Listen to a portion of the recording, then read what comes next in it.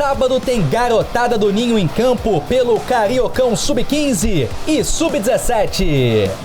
Flamengo e Madureira. A partir de 8h30 da manhã, a Flá TV já estará no ar para o jogo do Sub-15. Logo em seguida, às 11 horas, a bola rola para o mesmo confronto pelo Sub-17.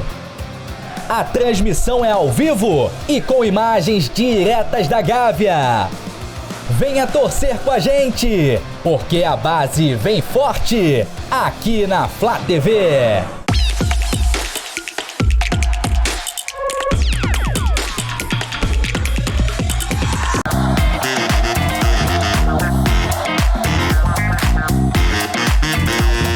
Acho que essa discussão passa muito pelo modelo esportivo brasileiro, né?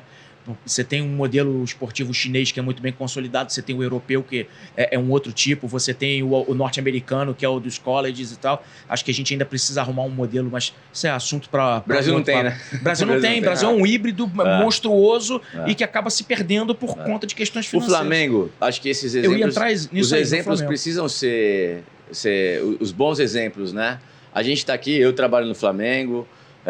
mas se eu também não trabalhasse no Flamengo, quando eu não trabalhava no Flamengo, eu também falava bem, porque são exemplos que têm que ser seguidos. Qual é a obrigação do Flamengo, do Pinheiros, do Paulistano de fazer basquete para as crianças? Não tem obrigação nenhuma, né? Porque o Flamengo é um clube dos associados, né? O Paulistano, o Pinheiros é dos associados e tal. O Flamengo nem tanto, mas principalmente em São Paulo, esses clubes, os associados reclamam muito, né? Vai deixar entrar os militantes aqui. Mas faz basquete, mas os clubes fazem, sem ter obrigação nenhuma de fazer, né? Com pouco incentivo, né, do governo, enfim, mas fazem.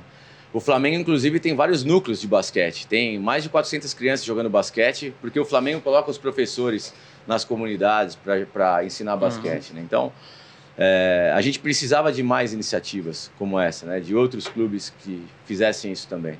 E aí, como é que é o material que você tem na mão hoje para trabalhar o basquete do Flamengo? A base do Flamengo eu sei que é muito próspera, né? Uhum. De vez em quando saem uns 2, 3 jogadores que estouram no time adulto.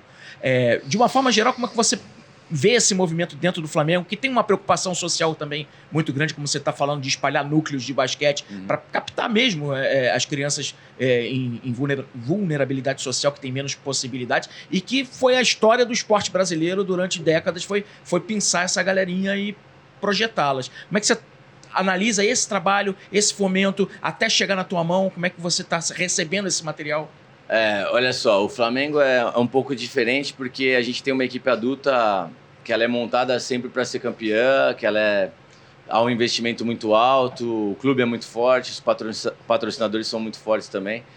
E há uma certa, entre aspas, incompatibilidade com relação a isso, a colocar os jovens, porque dificilmente você vai conseguir revelar muitos jovens no seu time adulto, se o seu time adulto é um time para ser campeão, né?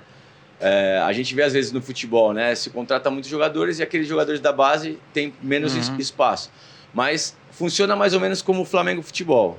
E você vai ver em alguns clubes na Europa, você vai ver em muitos clubes no Brasil, sempre tem um jogador formado no Flamengo, né? No futebol a mesma coisa. Esse do Avaí, esse do Palmeiras, esse do Corinthians, esse do...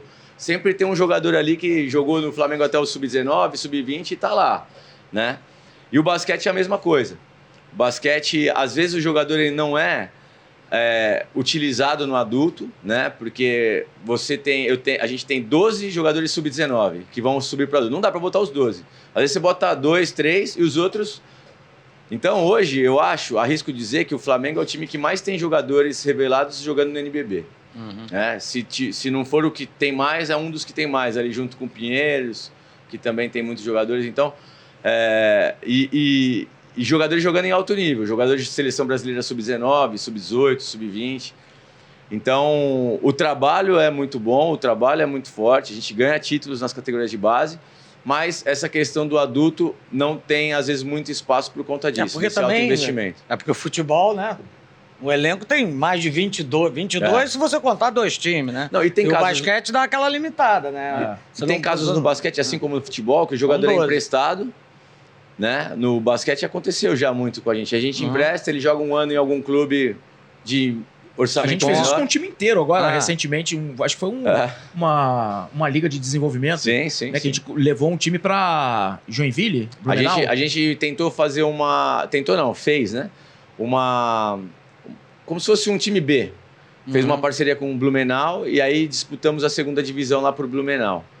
E também disputamos uma LDB por Blumenau, junto com o Blumenau. Fizemos essa parceria, ela não continuou esse ano.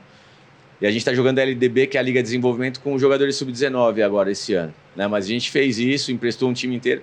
Fora outros que a gente tem. A gente tem muitos. O Juan, que jogou no Cerrado. O Matheus Weber, que jogou em Sorocaba. Enfim, tem mais de 10, 12 jogadores que saíram o ano retrasado do Flamengo e estão jogando no NBB em outros times. A gente tem vários exemplos nas transmissões. A gente transmite muita base aqui do basquete, graças a Deus, na Flá TV e na Flá TV+.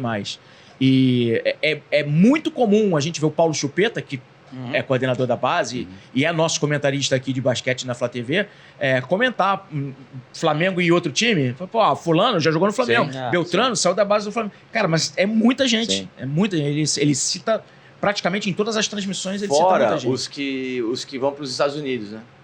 Porque tem muita gente que o Alexei é um que o filho jogou no Flamengo. Se eu não me engano, foi para Portugal ou para os Estados Unidos, né? Acho que foi para os Estados Unidos primeiro, depois para Portugal. E agora eu não sei onde ele está, porque perdi um pouco do contato nesse último ano com o Alexei, mas ele está por aí, ou Portugal ou Estados Unidos. O filho dele era um craque, jogava muito bem. Eu me lembro do filho dele até o sub-16 no Flamengo, se eu não me engano, e aí ele foi tomar esse caminho de Estados Unidos. Mas é um exemplo de vários também, jogadores que saíram do Flamengo e vão para os Estados Unidos, e vão para a Europa, e vão para outros países. Né? O Flamengo, a decisão foi agora do Sub-19, né? Brasileiro, ficamos com segundo lugar do Campeonato Brasileiro Sub-19. Jogando com times Sub-22, né? Como é que jogou Sub-19 contra times Sub-22. Porque no basquete, meio assim, pelo que eu percebo, é um pouco mais... as divisões de base vão até um pouco até no futebol existe o Sub-23, mas hoje em dia... Né, não é uma categoria, né? O Sub-23 é para seleção olímpica e tal. Né? O basquete como é que é essa divisão de categorias no basquete? Tem do 12 até... Cada estado tem a sua, né? Mas tem do 12 até o 19, até o 20 agora. Aumentou um ano por causa da pandemia também.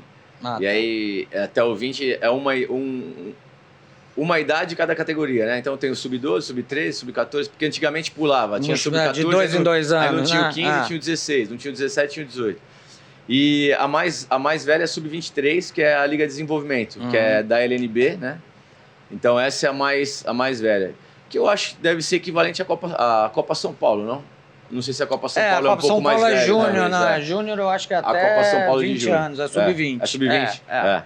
Então, porque o 23 porque a Olimpíada, né, permite jogador até 23 anos, mas é só a questão olímpica mesmo. No futebol, do sub-20 já vai para o profissional. Então... Alguns times mas funcionam mais ou menos que nem o futebol. Alguns times que já têm os jogadores jogando no profissional, por exemplo, não colocam os meninos para jogar nesse sub-23, entendeu? Então, se o Iago, por exemplo, que saiu agora, era o nosso armador do adulto e foi para a Alemanha agora, não está mais com a gente. Ele não jogava. Porque ele já era do adulto, então não tinha um sentido, né? Se é uma liga de desenvolvimento, não tem sentido um cara que já é profissional tá jogando lá. Então, alguns jogadores a gente não colocava. Né? Queima um pouco a etapa. Você tem uma cara muito de basquetebol paulista. Você tem uma identificação. Mas você é carioca da Tijuca. Só. Como é que você sai da Tijuca? O quê? Afonso Pena? Não. Eu sou Engenho Velho. Engenho Velho. Eu nasci no Engenho Velho, né?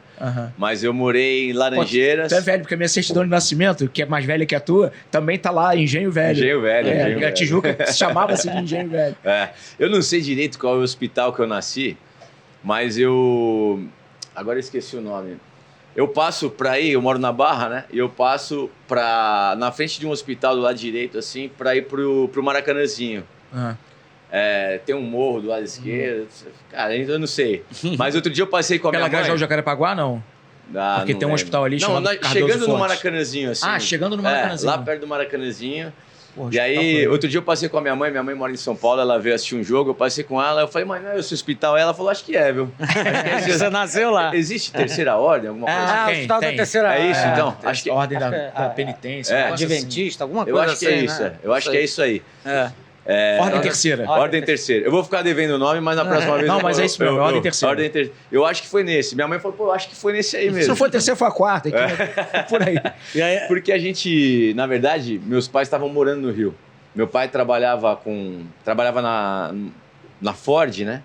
E aí ele era vendedor e ele estava cada hora em um lugar, né? Então, minha mãe é catarinense, meu pai é paulista. Se conheceram no Paraná e aí eu e minha irmã nascemos no Rio. E aí eu fiquei no Rio até 5, 6 anos de idade. E aí depois fui para São Paulo, onde é a família do meu pai, né? De São Paulo. Pouca recordação, então quase nada no Rio, né? Pouca Veio recordação. resgatar alguma coisa agora. Pouca Uns 4 recordação, pouca. Eu não me lembro quase nada do Rio. Me lembro de comer churros na Barra. No Uruguai, deve doce provavelmente... lembrança. Eu acho que nem existia. A Barra quase nem Não, existia. era Matagal, o quê? Acho que todo mundo fala que era... Mas eu me lembro, acho que tinha uns Era uma trailers. viagem, né? os trailerzinhos. Tinha trailer, não tinha? Bem, né? Eu Com não sei rodinha, porque hoje em dia é o quiosque, né? É. Aí tem aqueles quiosques gourmet. Até tudo. velho. É. Eu peguei trailer na Barra. Eu tenho dúvida se eu me lembro ou se de tanto minha mãe falar, porque eu gosto de churros, né? De tanto ela falar, eu acabei... sempre que alguém me pergunta, eu falo, pô, churros Só na fazer Barra. um parênteses rápido. Você viu corrida de submarino na Barra?